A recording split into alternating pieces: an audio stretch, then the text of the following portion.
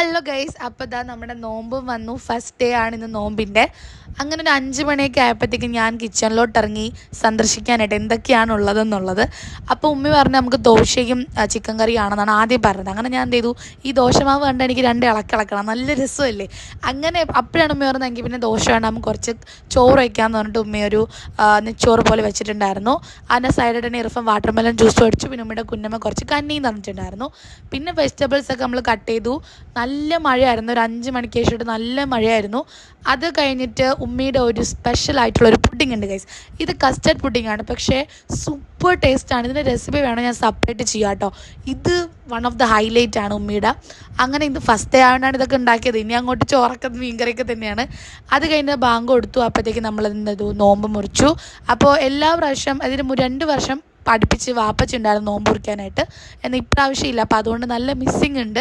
വാപ്പച്ചി ഉണ്ടെങ്കിൽ നമ്മുടെ കുറച്ചും കൂടി നമ്മൾ ഈ എണ്ണ പലഹാരമൊക്കെ കൂടുതൽ വാങ്ങിക്കുന്ന സമയമുണ്ട്. പക്ഷെ ഇപ്പം അങ്ങനെയൊന്നുമില്ല, വാപ്പച്ചി ഇല്ലല്ലോ. അങ്ങനെ ഞങ്ങൾ ഫ്രൂട്ട്സും പിന്നെ വാട്ടർമെലൺ ജ്യൂസൊക്കെ കുടിച്ച് നോമ്പ് എടുത്തു. പക്ഷെ കഞ്ഞി ഞാൻ കുടിച്ചില്ല കേട്ടോ. കഞ്ഞി എടുത്ത് അതേപോലെ വെച്ചു. കാരണം എന്താണെന്ന് അറിഞ്ഞൂടാ, ആ ഒരു ഇതങ്ങ് പോയി. ജസ്റ്റ് ഫ്രൂട്ട്സും വെള്ളം കുടിച്ചപ്പോൾ തന്നെ വയറ് നിറഞ്ഞു. പിന്നെ ഞാനിത് സ്റ്റാർട്ടറായിട്ട് ഒരു ബ്രെഡും പിന്നെ കുറച്ച് ചിക്കൻ കറിയും കൊണ്ട് കഴിച്ച്.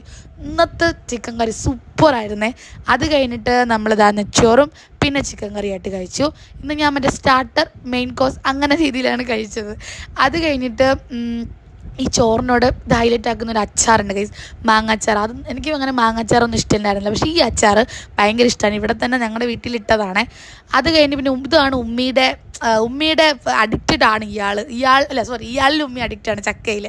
അത് കഴിഞ്ഞിട്ടാണ് നമ്മുടെ പുഡിങ് നല്ല സൂപ്പറായിട്ട് വന്നിട്ടുണ്ടായിരുന്നേ.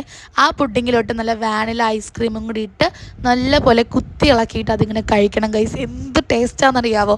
അപ്പോൾ ഇതിൻ്റെ റെസിപ്പി ഉണ്ടെങ്കിൽ എന്തായാലും ഞാൻ ചെയ്യാറ്. എനിക്ക് അപ്പോൾ എനിക്ക് ഒന്നും കൂടി തിന്നാൻ പറ്റുമല്ലോ ഇത്. അത് കഴിഞ്ഞിട്ട് പിന്നെ നേരെ നമ്മൾ നമസ്കരിക്കാനായിട്ട് പോയി. ആൻഡ് ആഫ്റ്റർ ദാറ്റ് ഞാൻ പഠിക്കാനായിട്ട് പോയി. അതൊന്നും ഞാൻ വീഡിയോ എടുത്തില്ല, നല്ല ക്ഷീണം.